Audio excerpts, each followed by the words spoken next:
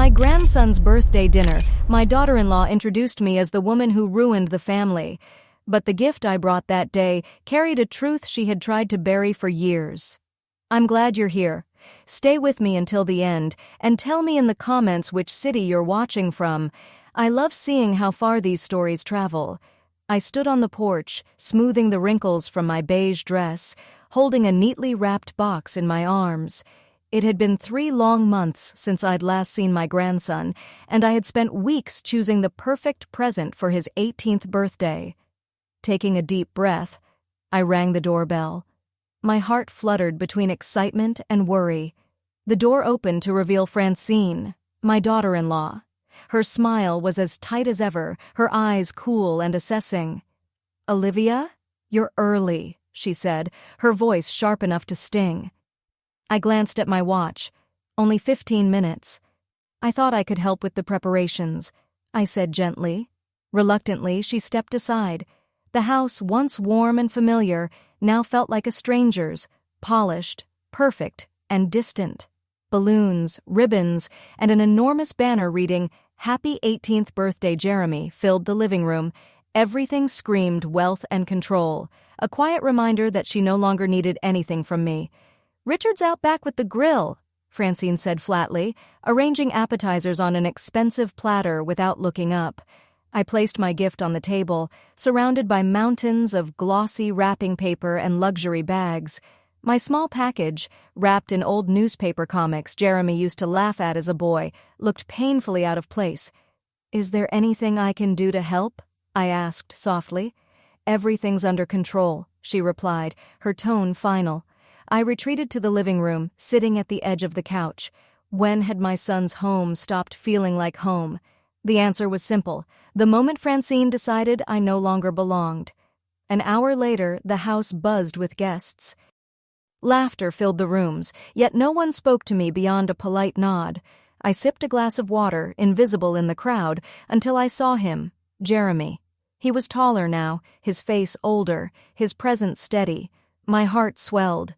Despite everything, despite Francine's walls, that boy was still my light. I started toward him, but Francine intercepted me with a hand on my arm. "Let's all sit for dinner," she announced loudly, steering me toward the dining room.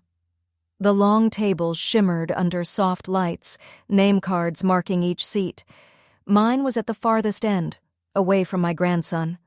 Francine raised her glass. "Before we begin," she said sweetly, "I want to thank everyone for being here to celebrate our Jeremy's 18th birthday." She began introducing each guest: Uncle Robert, who taught him to fish; Aunt Clara, who never missed a game; Mr. Peterson, his mentor. Then her tone shifted, her smile thinned.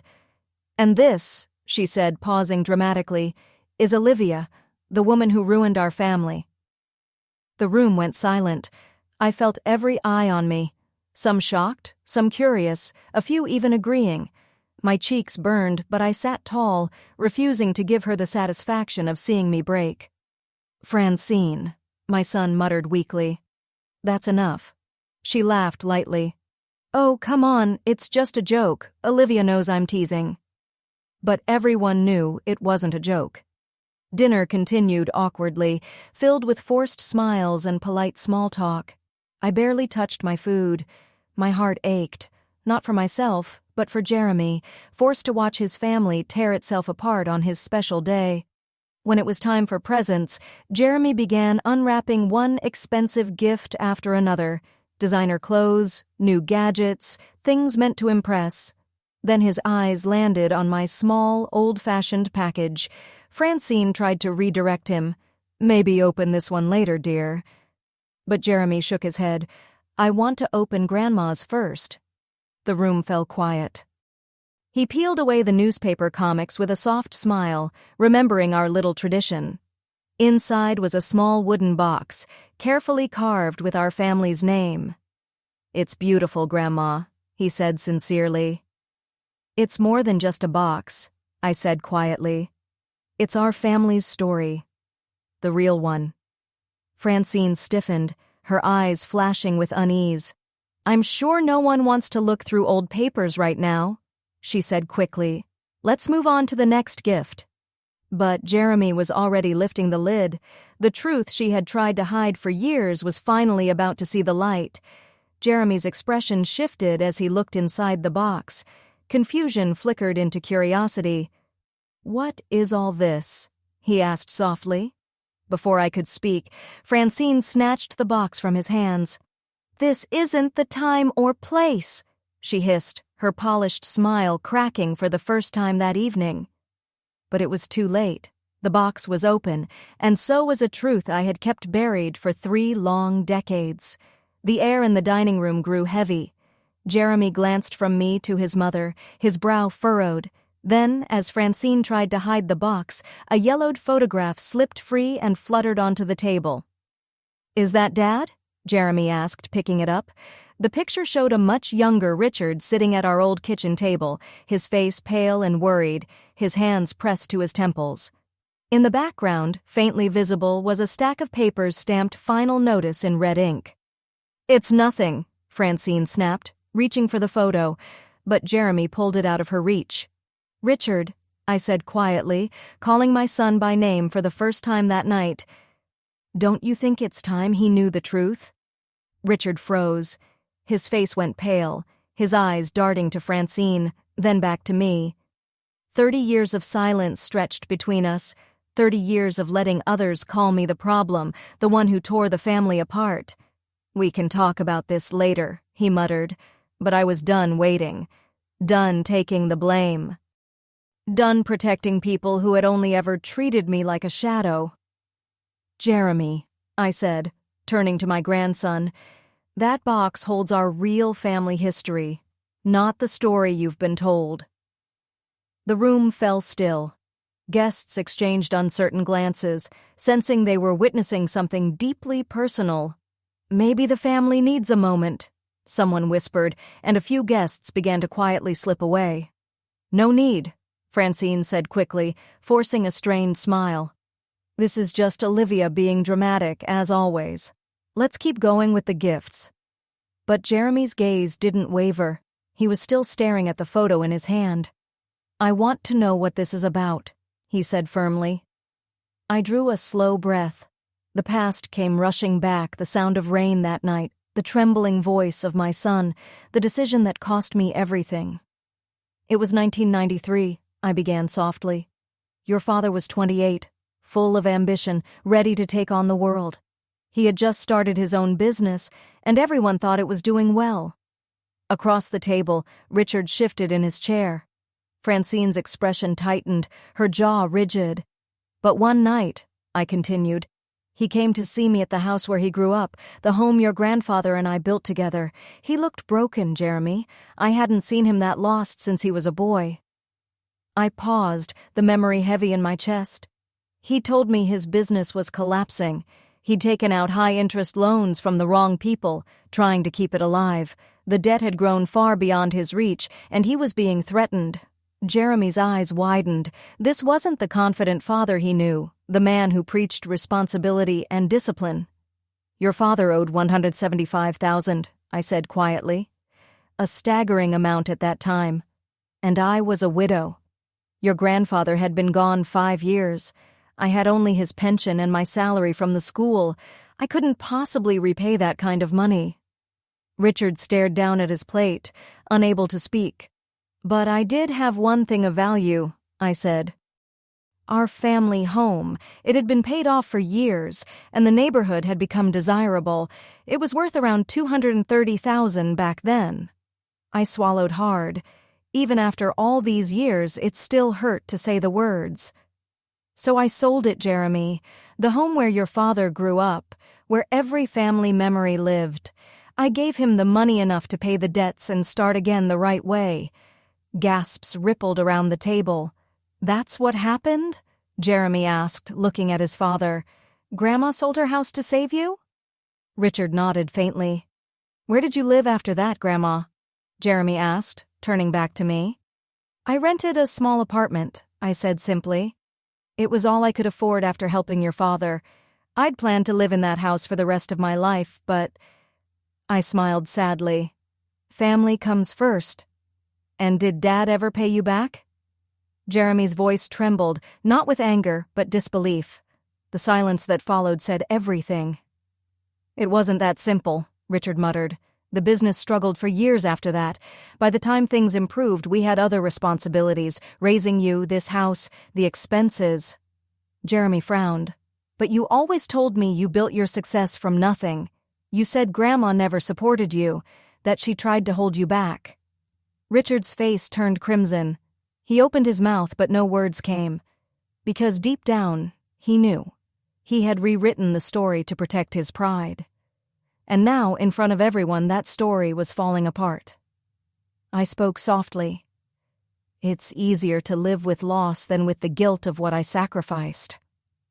Francine shot up from her chair, the legs scraping loudly against the hardwood floor. "This is exactly why we keep you at a distance, Olivia. You twist everything, make yourself the victim." "The proof is in that box," I said steadily. "The deed to my house, the transfer receipts, the letters I wrote to Richard when I couldn't afford rent, letters that were never answered." Francine crossed her arms. "You gave Richard that money as a gift. Then you held it over him for years, always trying to control him, to control us."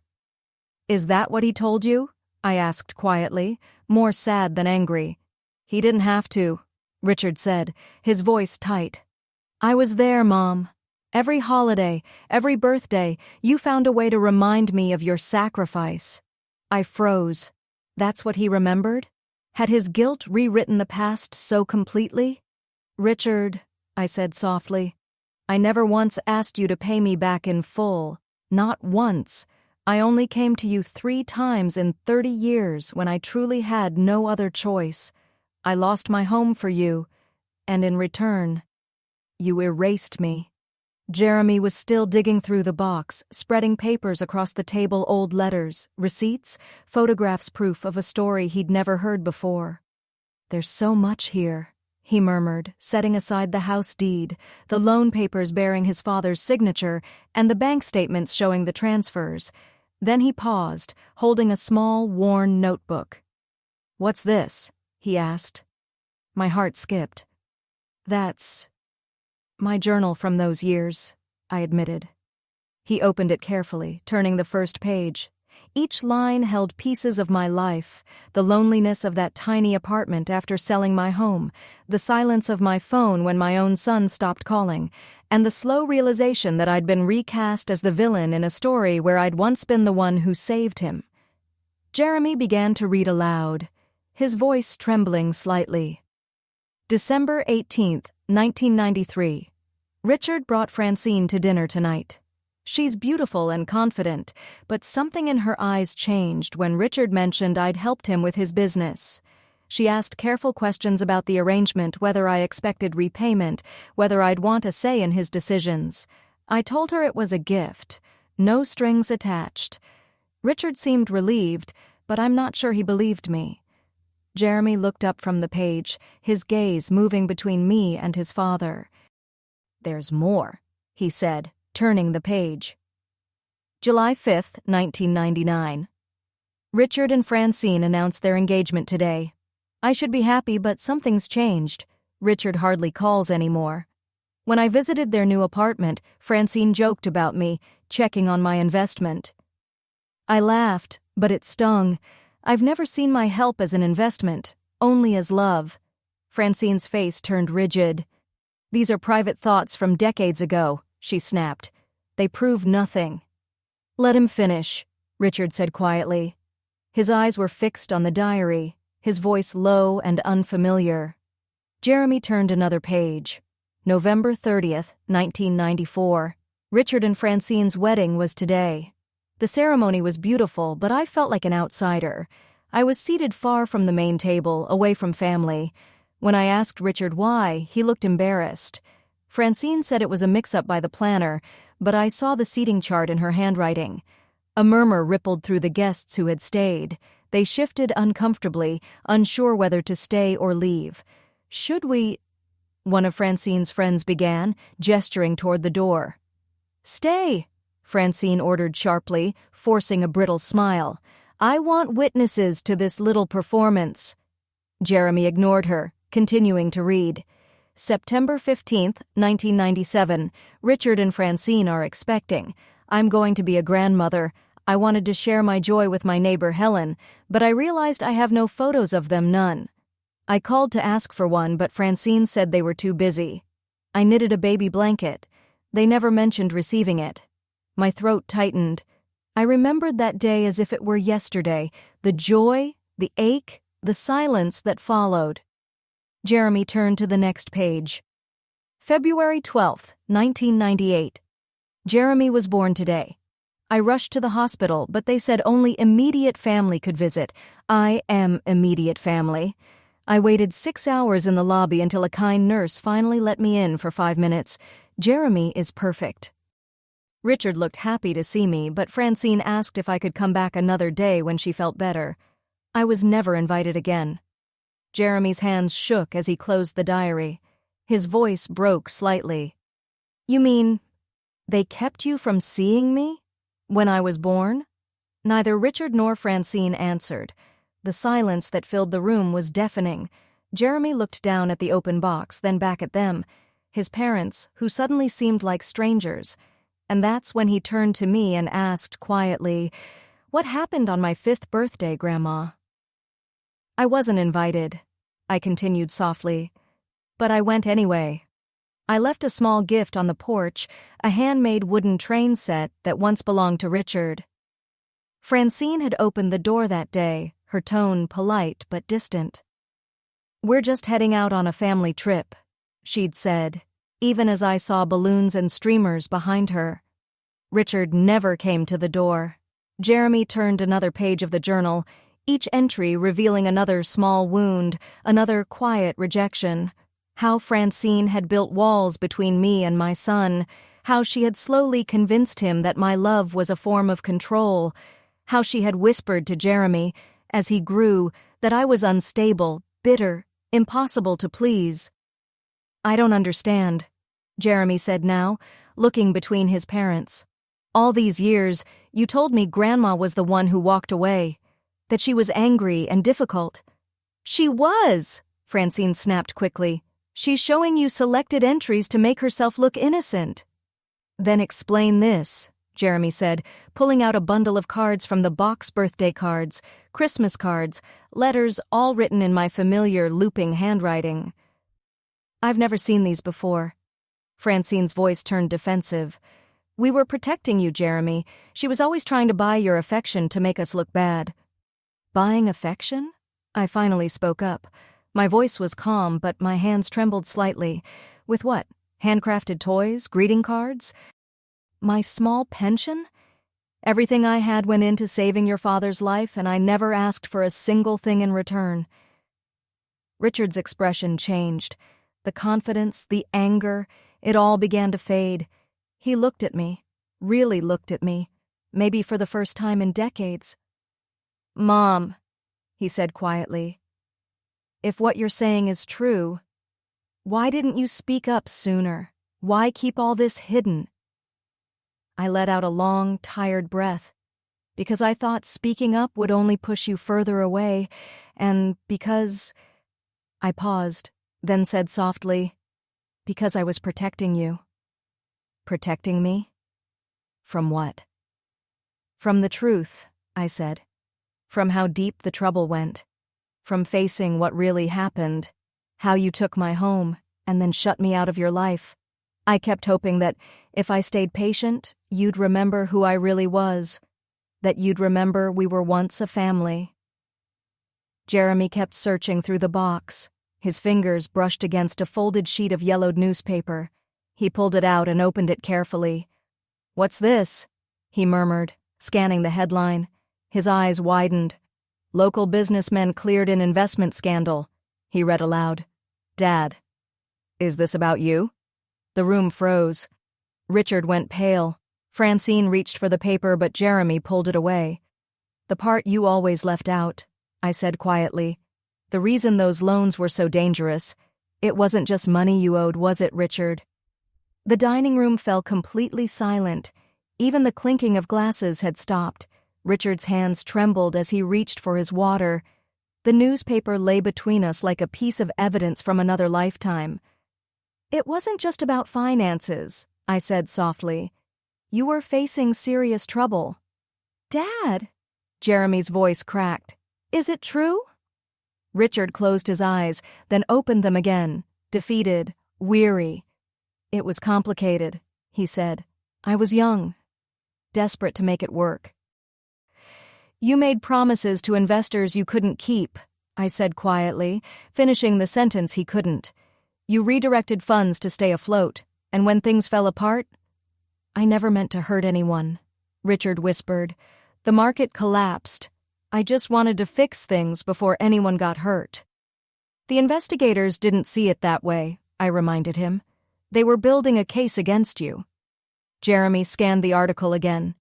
It says the charges were suddenly dropped because of missing evidence and administrative errors. He looked up sharply. What really happened, Dad? The silence stretched between us like a canyon. Francine's face had gone pale, her composure slipping into fear. Tell him, I said gently. Tell him how those charges disappeared. Richard's throat worked as he swallowed. Mom used her connections. Connections? Jeremy asked, frowning. I nodded. My brother, your great-uncle William, was a judge, not on that particular case, but he knew people. I went to him, begging for help. He pulled strings. Evidence went missing, paperwork got lost, and the case collapsed. Jeremy's eyes widened. You did that. Yes, I said simply. Your uncle risked everything to help your father, his reputation, his career. He died 2 years later, and we never spoke of it again. Jeremy stared at me, torn between disbelief and awe. You sold your house. You gave up your savings.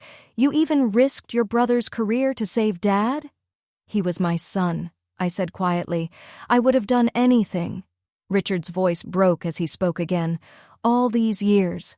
I told myself you did it to control me, he said hoarsely. But the truth is you were saving me from myself. He looked down, the weight of 30 years pressing down on his shoulders, and I repaid you by erasing you from my life. That your money came with strings attached, Richard said bitterly. The only string, I replied softly, was that I wanted to stay in your lives. To know my son, to know my grandson. Francine suddenly pushed back her chair, the sound scraping through the tense silence. This is ancient history, she snapped. What's the point of digging it all up now on Jeremy's birthday of all days? Because it's time for the truth, I said, meeting her gaze without flinching. For 18 years you've painted me as the villain in Jeremy's life. You twisted Richard's memories until even he believed your story. Everything I did was for my family, Francine insisted, but the conviction had drained from her voice. No, Jeremy said quietly, surprising everyone. Everything Grandma did was for her family. What you did was build a wall to keep her out. He turned to me, his eyes glistening. Why didn't you fight harder, Grandma? Why did you let them push you away? It was the question that had haunted me for years. I thought it was temporary, I admitted. I believed Richard would remember the truth on his own, that he'd see through the manipulation. And I was afraid. Afraid that if I pushed too hard, I'd lose even the little bit of connection I still had. And you think giving him this box changes everything? Francine's tone was sharp, but uncertain now. I think Jeremy deserves to know who we really are before he steps into his own life, I said. He's 18 now, old enough to decide what kind of man he wants to be. Jeremy frowned suddenly, reaching back into the box. Wait, there's something else. He pulled out a small velvet pouch. What's this? Open it, I told him, smiling faintly. He loosened the drawstring, and a set of keys clattered into his palm, followed by a folded document. Keys? He asked, puzzled. To my apartment, I explained. And the deed to it. He unfolded the paper, scanning it quickly. His eyes widened. You're giving me your apartment? But where will you live? I'm not giving it to you to live in, I clarified. It's an investment property now. I bought it 10 years ago when the building converted to condos. I've been renting it out ever since. The income's been going into a trust your trust. I handed him a bank statement. It matures today, on your 18th birthday. Jeremy's mouth fell open. Grandma, this is over $100,000.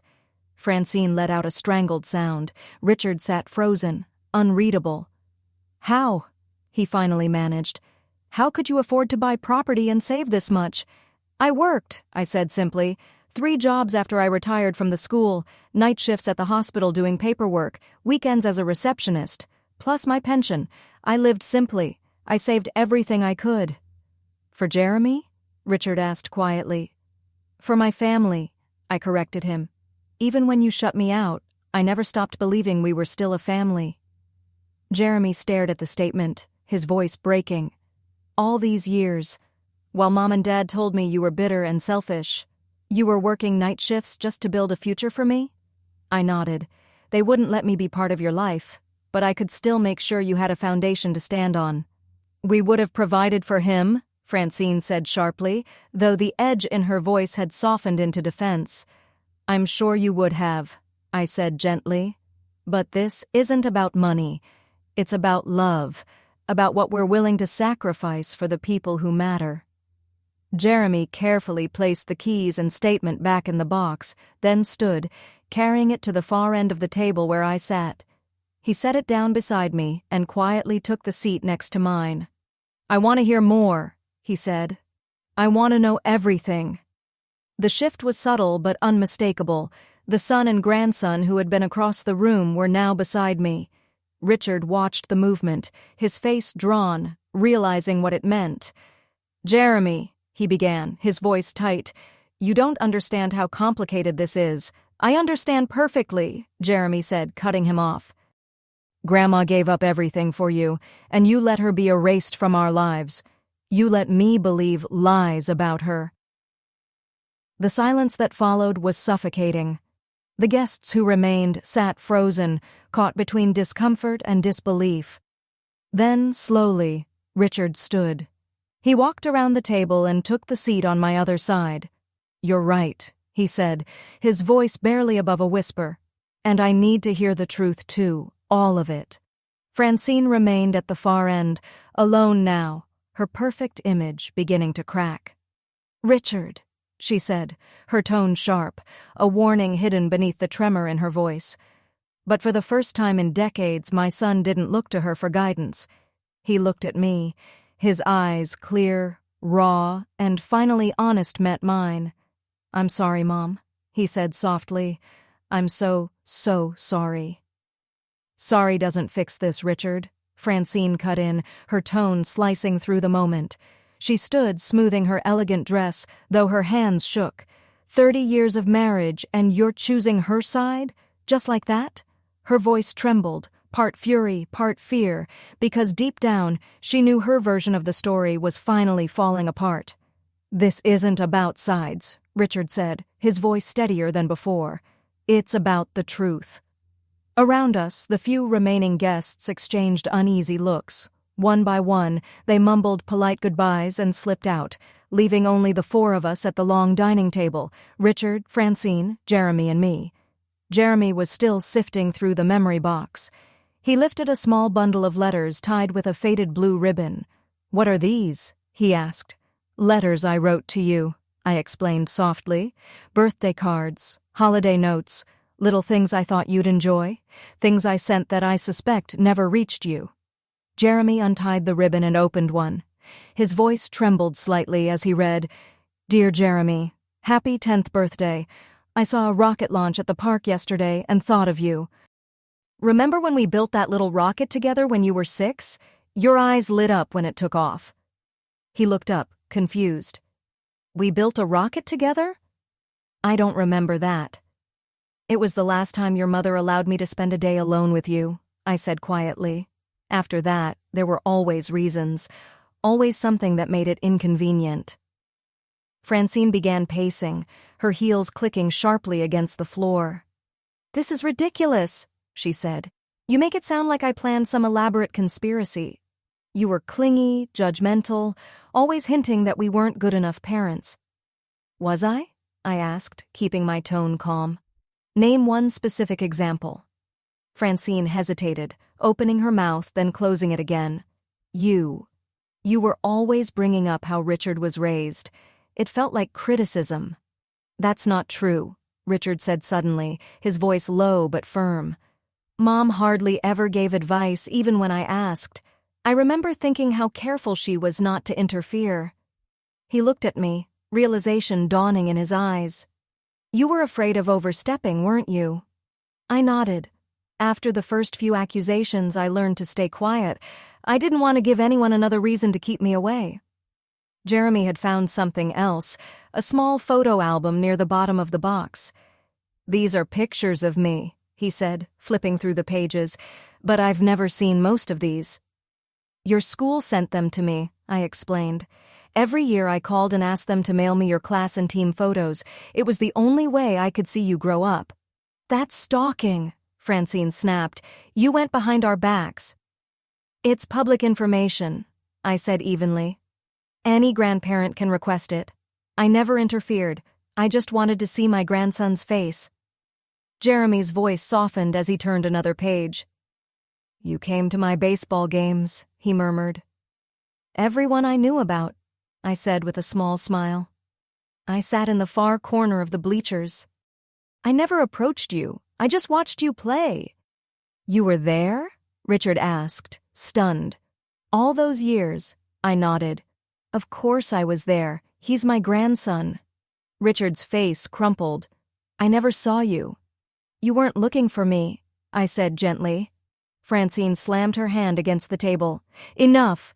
Richard, are you really falling for this performance? She's manipulating you, trying to turn you against me, against everything we've built together. Our life was built on a lie, Richard said, his tone calm but unshakable. A lie you helped me believe. What lie? Francine demanded. That my mother expected gratitude in exchange for helping me, he said. That wasn't a lie. It was obvious. Francine shot back. No, I said quietly. The real lie was that I ever asked for anything in return. The lie was that I wanted control. The truth is, I let him go, even when it broke my heart, because I thought that's what he wanted. Jeremy stood up suddenly, clutching the box to his chest. I need some air, he said, and walked toward the backyard. Richard hesitated, then followed, leaving me alone with Francine. The silence stretched between us, heavy and brittle. Francine's eyes flashed. Her perfect makeup couldn't mask the fury underneath. Congratulations, she said finally, her voice dripping with venom. You got what you wanted. You turned them against me. That was never my goal, I replied evenly. I only wanted the truth to be known. The truth, she scoffed. Your version of it. No, Francine, the documented truth. The truth written in letters, deeds, bank statements. The truth they can read with their own eyes. I gestured toward the open doorway where Richard and Jeremy had disappeared. They're not children anymore. They can decide for themselves.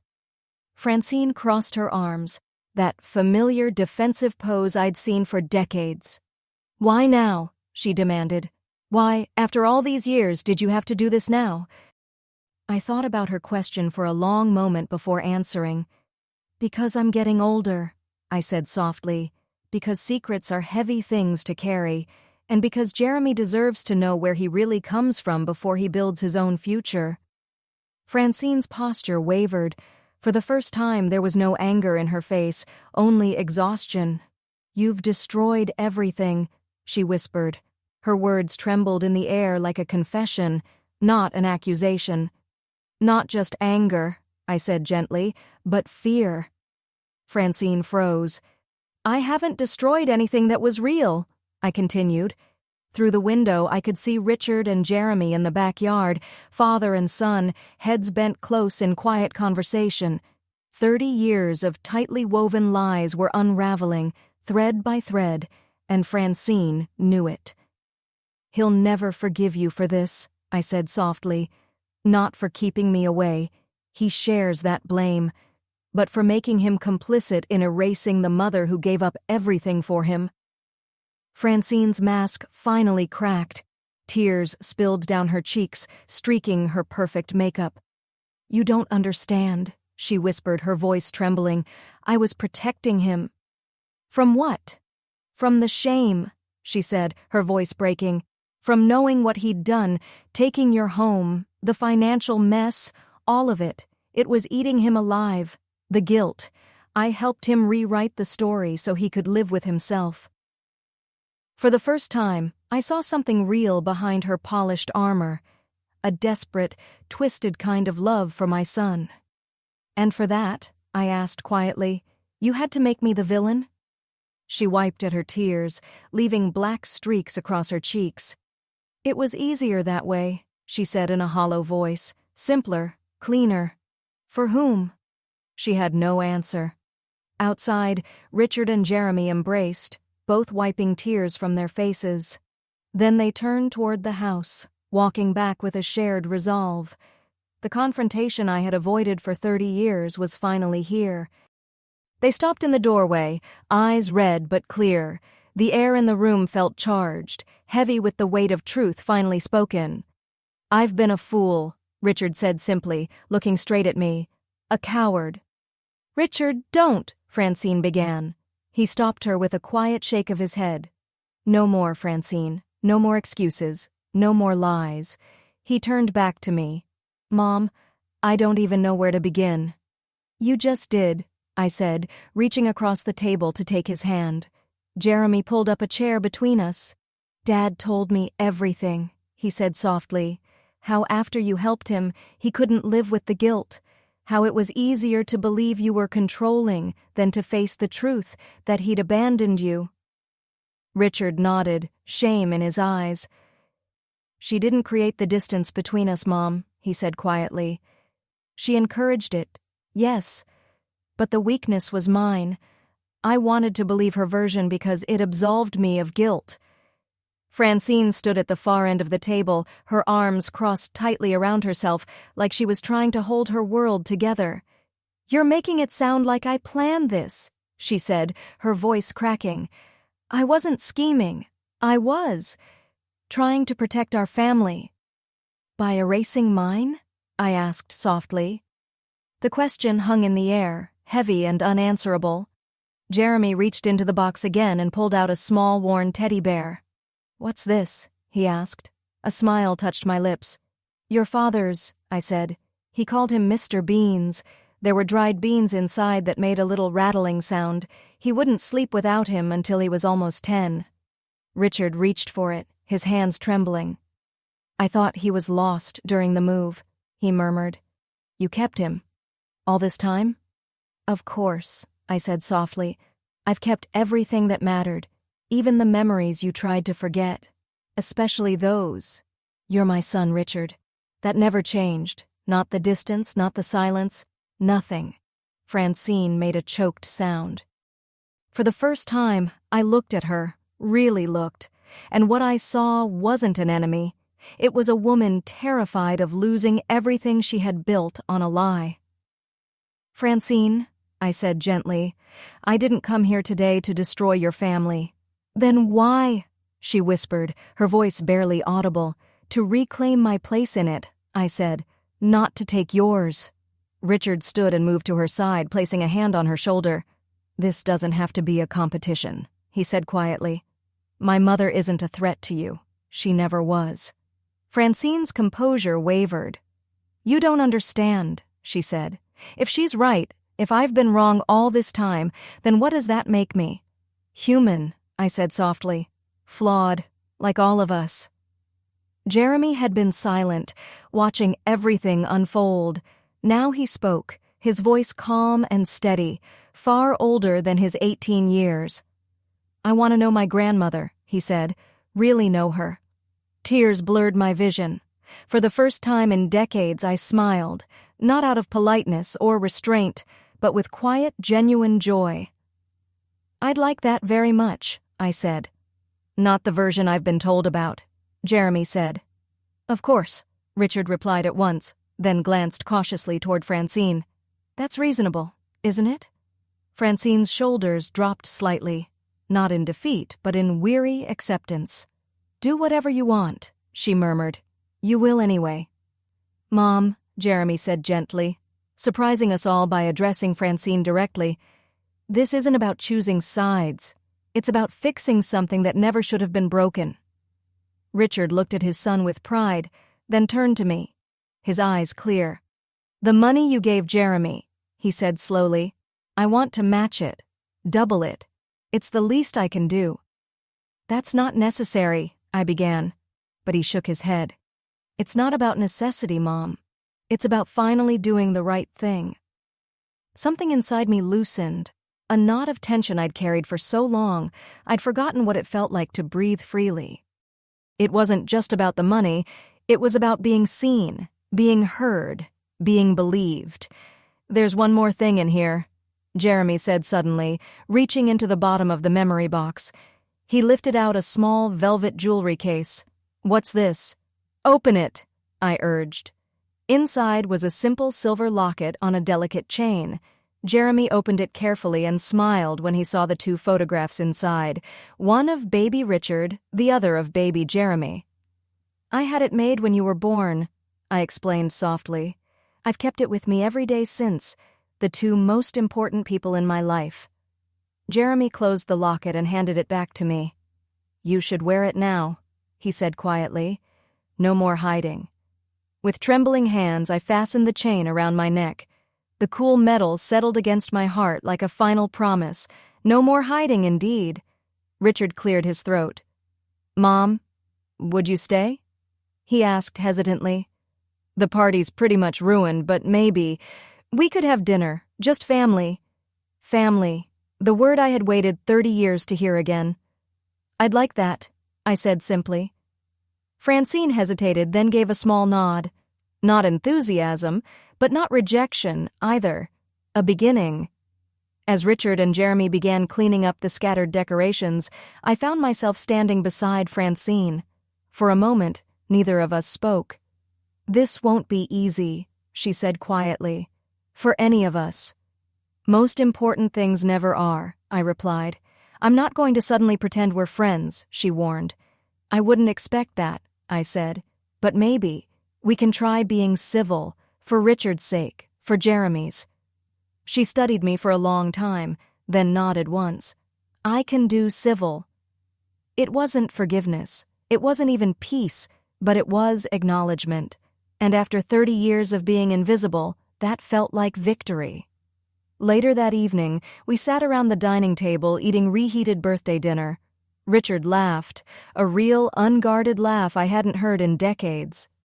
Jeremy was animated, asking me about his father as a boy, about my life, about the years we'd lost.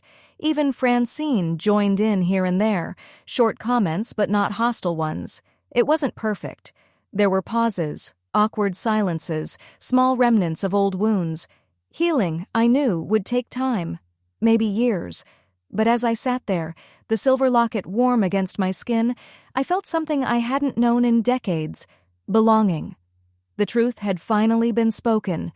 The silence had finally broken. The careful fiction that had ruled this family for so long had crumbled, and in its place, something honest was beginning to grow. I had walked into this house expecting to be treated as an outsider again. Instead, I found myself reclaiming my rightful place. Not as a guest, not as a ghost from the past, but as the mother and grandmother I had always been. More wine, Mom? Richard asked, holding up the bottle. Mom. Not Olivia. Not Jeremy's grandmother. I smiled, holding out my glass. Yes, please. Freedom, I realized, wasn't about escaping the past. It was about bringing it into the light until its power to hurt you finally fades. The memory box had done its job. Now it was time to make new memories. Together.